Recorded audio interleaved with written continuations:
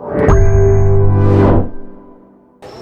आज आप आईजी शिकायत करने आए हुए हैं और एक विधायक बेटे का नाम आंगन साहब ने, क्या है पूरा मामला सर जिसके देखिए, विधायक पुत्र करण मोरवाल, मुरली मोरवाल के वो सुपुत्र है और यूथ कांग्रेस के पूर्व जिला अध्यक्ष थे और अभी भी कुछ वो राष्ट्र की बॉडी में जाने वाले थे। उन्होंने काफ़ी समय से मेरे पीछे पड़े हुए थे शादी के लिए। उन्होंने जिस तरीके से मुझे झांसा दिया, मंदिरों में ले जाना, पूजा करना, हिंदू धर्म के अकॉर्डिंग सारी रीति रिवाज करना, इस तरीके से उन्होंने मेरा दिल जीता। और दिल जीतने के बाद में उन्होंने मेरे साथ प्राइड होटल में मुझे उस दिन 14 तारीख को लेके गए थे और उन्होंने जो उनको दुष्कर्म मेरे साथ करना था वो कर चुके हैं। सविस्तर मैंने एफआईआर में नोटिस किया, मैं इतना बोल नहीं सकती। और 1 तारीख को 1 अप्रैल को मैंने डीआईजी साहब को आवेदन दिया था। इसके अलावा 2 अप्रैल को मेरी एफआईआर हुई है, क्योंकि 1 अप्रैल को जब मैं डीआईजी साहब से आवेदन देने के बाद 5 बजे उस ऑफिस से निकली, 5-6 बजे, तो उस टाइम पे मुझे इन सब ने घेर लिया था, विधायक जी के सुपुत्र और कुछ लोगों ने, कि एफआईआर मत करो। उस दिन पे धमकियाँ बहुत सारी दी जा रही थी मुझे, कुछ और भी ऑफर्स दिए जा रहे थे जो मैं मना कर चुकी थी। आज मुझे मेरी इज्जत के लिए खड़ा होना पड़ रहा है फाइनली, क्योंकि उसकी गिरफ्तारी नहीं हो रही है। 3 महीने हो गए और वो खुद के गार्डन पे बड़नगर में आराम से रह रहा है। आज तक एक बार भी उसके घर तक पुलिस नहीं गई है। मैं बहुत बार बता चुकी हूँ पुलिस को कि ये नंबर है, आप ट्रेस करवाइए। बहुत सारी ऐसी चीज़ें मैं झेल रही हूँ। क्या कानून व्यवस्था विधायक पुत्र के लिए अलग बनी है या आम जनता के लिए अलग है, ये मैं न्याय पूछना चाहूँगी शिवराज सिंह चौहान जी से, जो इस प्रदेश की हर बेटी को बोलते हैं कि वो भांजी है। तो आज मैं शिवराज सिंह चौहान जी से, सीएम साहब से न्याय मांगने के लिए ये आईजी ऑफिस आई हूँ। मुझे आवेदन देना है। जिस तरीके से करण मोरवाल लड़कियों के साथ खेल करता है, 5वीं में लड़की थी, ऐसा उसका खुद का दोस्त, कज़िन भाई मुझे रिकॉर्डिंग में बोलता है कि आप 5वीं लड़की हो, भूल जाओ सब कुछ। पूर्व में भी करण मोरवाल की एक एफआईआर है जो प्रतिष्ठा भार्गव नाम की लड़की ने करी थी। इवन मुझे एक कॉल आया था लड़की का, उसने खुद ने एक्सेप्ट किया कि वो बोलती है कि मेरे 2 बार अबॉर्शन हो चुके हैं, तुम्हारी लाइफ स्पॉइल हो जाएगी। जो मेरे पास सबूत है पूरी तरीके से रिकॉर्डिंग के तौर पे, वो तक बोले गए। ऐसे पिता पुत्र पे मुझे समझ नहीं आ रहा है कि अभी तक कार्रवाई क्यों नहीं हो रही है। जो अपने खुलेआम बड़नगर में ज़मीनों पे, दुकानों पे कब्ज़ा करते हैं, उनकी इलीगल गार्डन है पूरा, वो विधायक होने के नाते धौंस दिखाते हैं लोगों को। पूर्व में भी करण मोरवाल 2020 में पटवारी जी को धमकी देते हुए खुलेआम उनका ऑडियो रिलीज़ हुआ था, जो आप सबने देखा भी होगा। इवन अभी जो किसान का जो कार्यक्रम हुआ था बड़नगर में, वहाँ पे भी उसने दादागिरी दिखाई थी पुलिस प्रशासन के साथ में। इस तरीके से जो गुंडा एक लड़का अपने पिताजी का सहारा लेता है बार बार विधायक होने का, क्या उस पर कार्रवाई नहीं होगी? मेरे को ये क्वेश्चन करना है। दूसरी चीज़ ये है, विधायक जी के ऊपर, स्वयं के ऊपर 30 जो अपराध है वो पंजीकृत है। इवन कुछ अभी जो रिपोर्ट आ रही है उसमें मेरे को ये पता चल रहा है कि शिवराज सिंह चौहान जी से बात करके हम लोग बीजेपी में शामिल हो जाएंगे। मैं सीएम साहब से ये सवाल पूछना चाहूँगी कि क्या भारतीय जनता पार्टी ऐसे बलात्कारित लोगों को बीजेपी में लेना चाहेंगी? मैं कांग्रेस की पदाधिकारी हूँ, क्या मैं प्रदेश की बेटी नहीं, शिवराज सिंह चौहान जी की भांजी नहीं हूँ?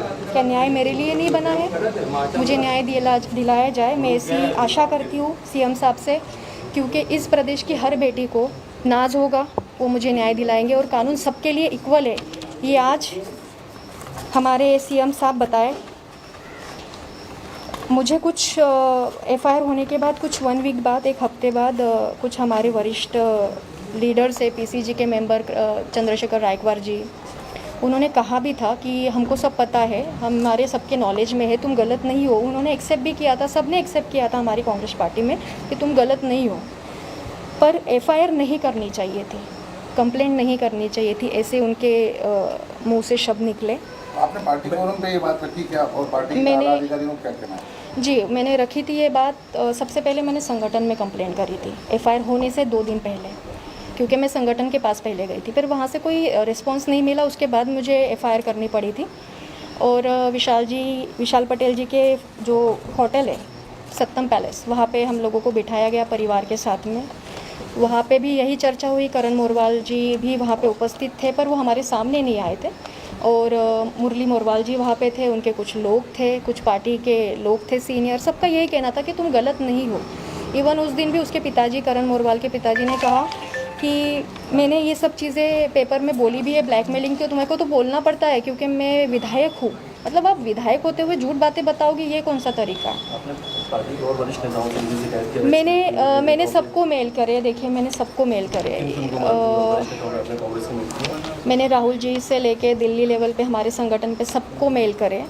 कोई मदद करने के लिए मुझे वहाँ से रिस्पांस तो नहीं मिला, पर हाँ कुछ मेल के बाद मुझे विक्रांत भूरिया जी ने एक निष्कासित लेटर निकाला, जिसमें करण मोरवाल के लिए निष्कासित लेटर था, जिसमें जब तक केस चल रहा है तब तक उसको निष्कासित किया जाता है और शून्य की जाती है उसकी सदस्यता।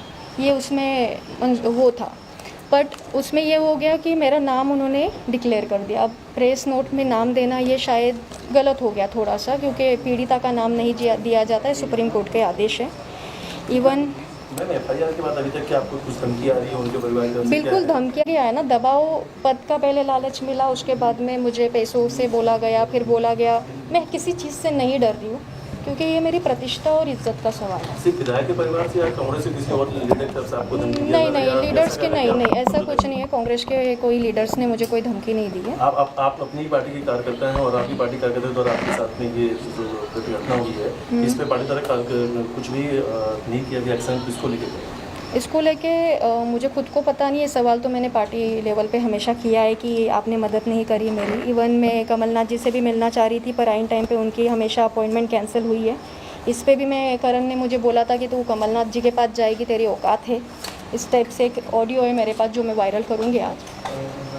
आप क्या पुलिस की कार्रवाई क्या आपको मैं काफ़ी समय हो चुका है, मैं इसलिए आज आईजी साहब से मिलने आई हूँ, मुझे न्याय मिले। और मैं शिवराज सिंह चौहान जी से उनकी भांजी होने के नाते, इस प्रदेश की बेटी होने के नाते मैं न्याय मांग रही हूँ। और अगर न्याय आज नहीं मिलता है तो मेरे पास आत्मदहन करने के अलावा कोई ऑप्शन नहीं बचता है।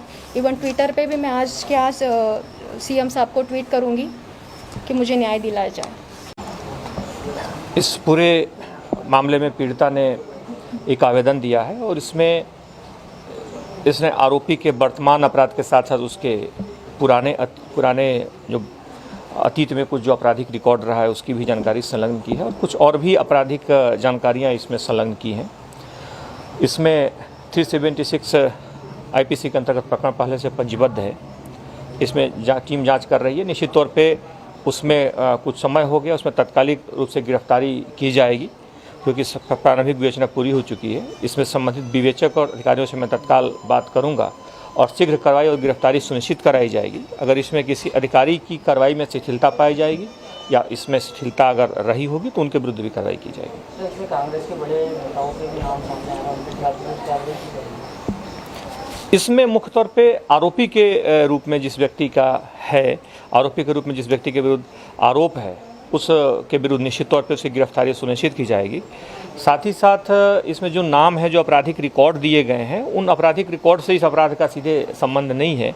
उससे जुड़े हुए लोग जो दूसरे अपराधों में रहे हैं उनका विवरण है, लेकिन इस अपराध से सीधा इस रिकॉर्ड का संबंध नहीं है। लेकिन इस मामले में जहाँ तक जिसकी संलग्नता पाई जाएगी, जिसकी सहभागिता है इस पूरे अपराध में, जो आरोपी है, उसके बाद चूँकि विवेचना इसमें चल रही है, टीम जांच कर रही है, उसे निर्देशित किया जाएगा कि शीघ्र उसमें विवेचना को पूर्ण करे और आरोपी की गिरफ्तारी सुनिश्चित करें।